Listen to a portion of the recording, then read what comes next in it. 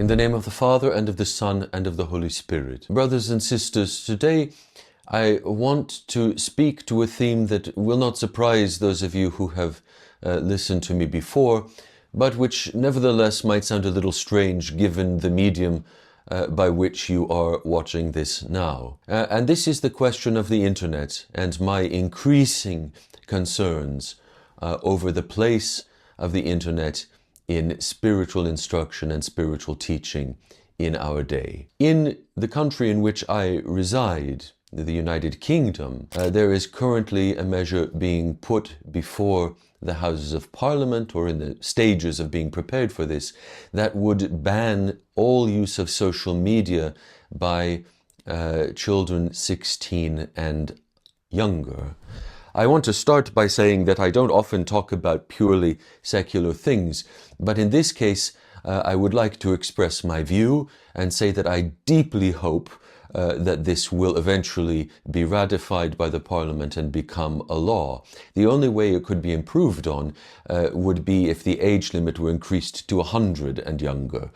Because I am now more or less entirely of the mind, if you've listened to me over the years, the percentage of my conviction here has gradually increased from year to year, but I am at this stage almost entirely of the mind that there is nothing fruitful to come from the use of social media as an orthodox voice. This is not to say that the use of technology to share orthodoxy has no place. Obviously, if I believed that were the case, I would not be recording videos for you to watch on the internet. As a means of transmission, I don't find a sincere problem with the usage of technology, so long as it is done, and this is the critical thing, within the transparent governance of the Church. That is to say, that it is always done, like everything should be done within the Church, with a blessing and under the authority of one who controls us, governs us. Right? I am a bishop and I govern a very large diocese, but when I publish a book or when I go to speak at a conference, or indeed when I come with themes that I wish to address or projects that might be addressed in recordings, videos, etc., I still, even in the office that I hold, speak with other bishops and seek their counsel. Is this wise? Do you agree with my doing this? Do you feel it would be better not to? There's really no one of any rank who should feel, or who has the entitlement to feel, that he or she simply has the right to speak on church themes without further exception. Nor is a blessing for such things, if I can just give a little segue here, a little side note, a blessing for such things is not just a stamp that one takes away and says, I have a blessing, now I can do whatever I wish under it. A blessing is an ongoing reality. When I give a blessing to one of my priests to engage in some activity, that is not to say, you've ticked the box, go and do your thing. That is to say, I consider this to be blessed and bestow the blessing upon it, and I shall keep doing so as you engage in this. I will continue to bless you in this work, to pray for you, to watch over you. If someone is given the blessing to teach, for example, that is not simply, I've given this, you have a license and now go and teach and I will be uninvolved. No, that's not how the Church works. When our spiritual Father blesses us, this is part of a relationship of the governance and the pastoral care for our souls. When I bless someone to teach, I pray for them, I talk to them, I watch what they're producing. If there's some problem in the teaching, I strive to correct it. If there is some question, I strive to pose it in a way that they might answer it. This is what it means to act with a blessing. It's not just a little badge that one puts next to one name. I have a blessing for this ministry. So if the internet and media platforms, video, audio, etc., podcasts, if these modern technologies are used with that kind of blessing, transparently used so that we all know under whom someone is operating and by whose authority they are teaching and speaking, then spiritual fruit can come from this. It is the modern version of publishing a book, which, as I said in another place once, was also equally very modern and unusual when the book first came along and the idea of widely produced print became possible. This is today's version of that. But that's not what I mean when I speak of social media. The ability to share such things existed before the advent of social media and can still exist without usage of the latter. Social media is, for my understanding of this and the way that I'm speaking of it here today, is specifically that environment of engagement, comment, and dialogue over what is shared. That is to say, not just a video that is posted, but the long chain of discussion that happens afterwards. The likes, the dislikes, the commentary, the reactions, the fighting, the correction, all of that. That is spiritually harmful. That is spiritually destructive. And more we are seeing in society the problems that come from this kind of engagement. It divorces us from real relationships.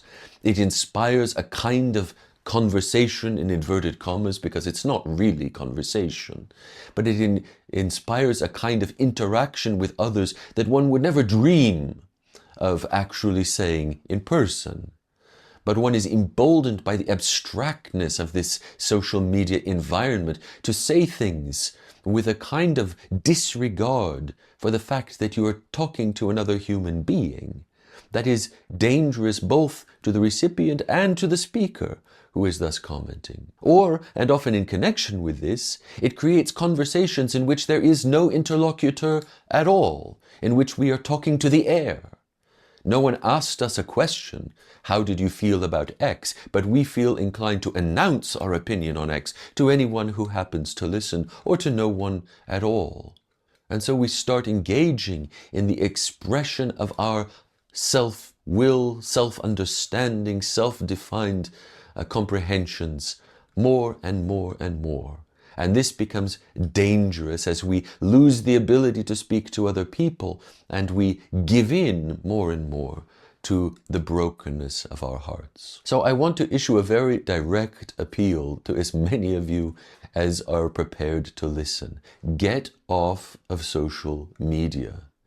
If for some reason you have to use it, if there is, and again, many people say they have to use it, but what they mean is they would really prefer not to give it up. If there is actually a reason that you must use it, if it is a requirement of your employment, for example, all right, but refrain as much as possible, which for most people can be 100%.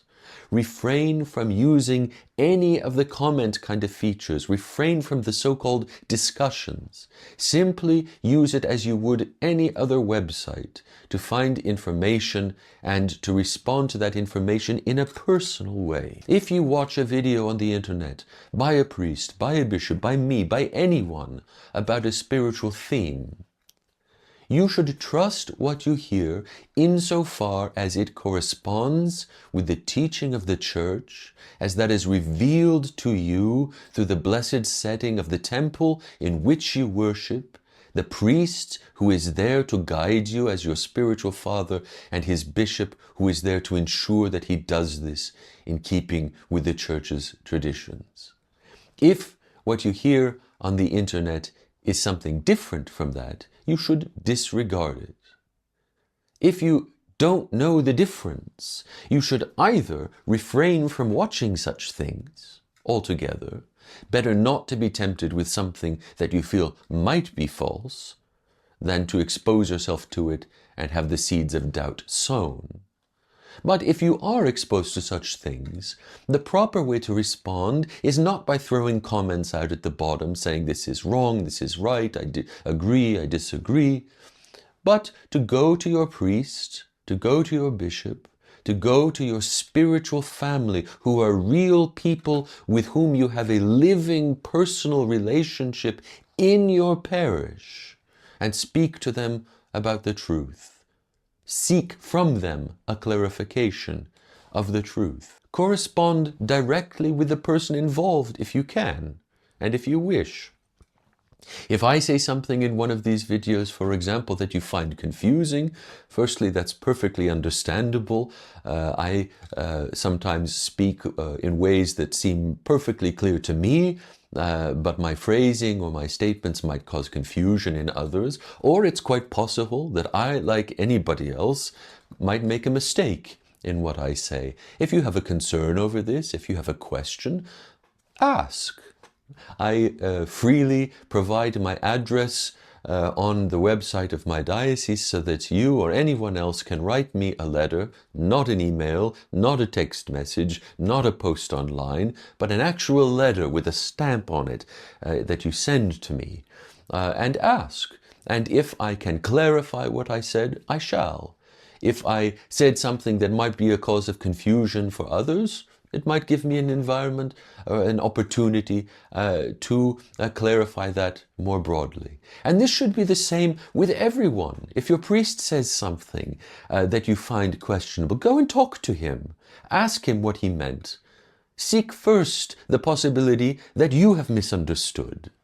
Right? Rather than the first impulse being that what you've heard is anathematizable heresy, why don't you first ask whether you understood correctly what this person meant?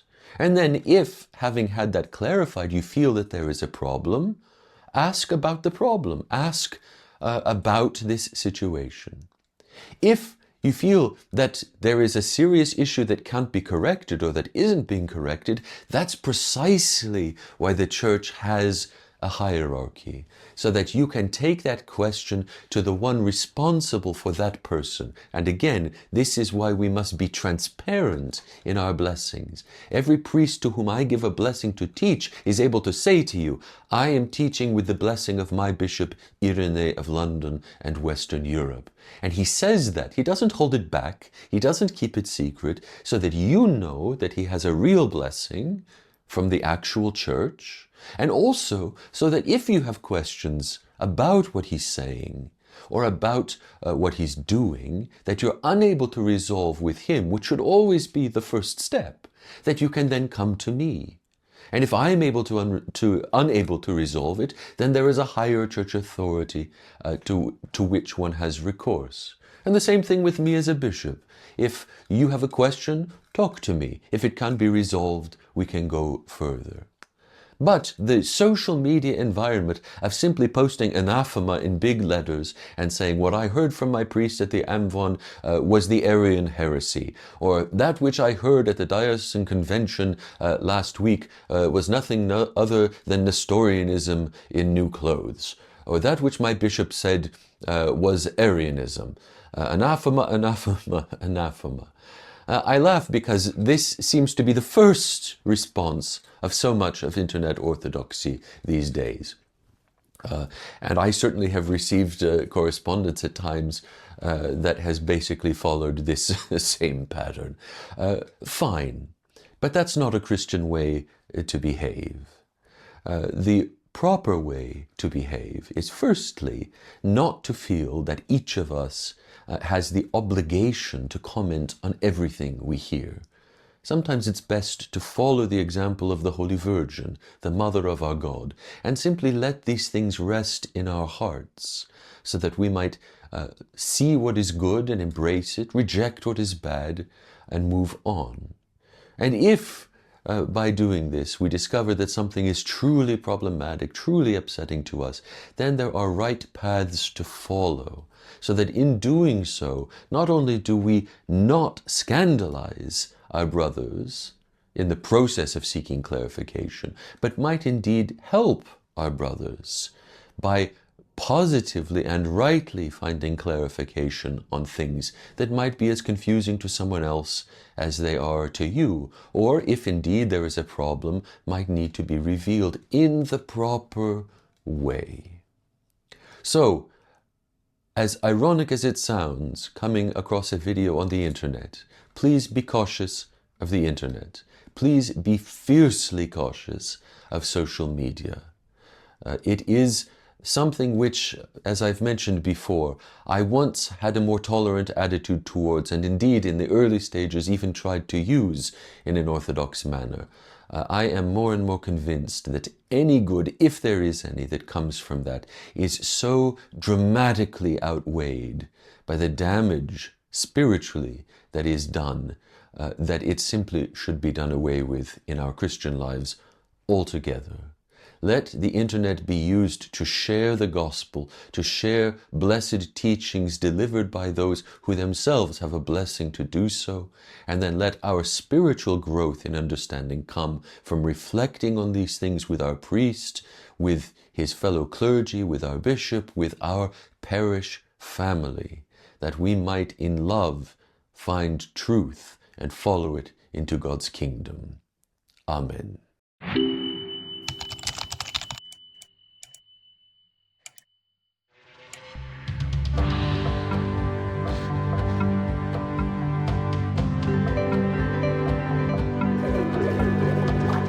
A blessed Lord's Day to all of you, brothers and sisters. For November 17th, on which we commemorate Saint Gregory of Tours. As we begin this new course in the St. John Chrysostom Catechetical School. Now available on both Apple and Google Play stores.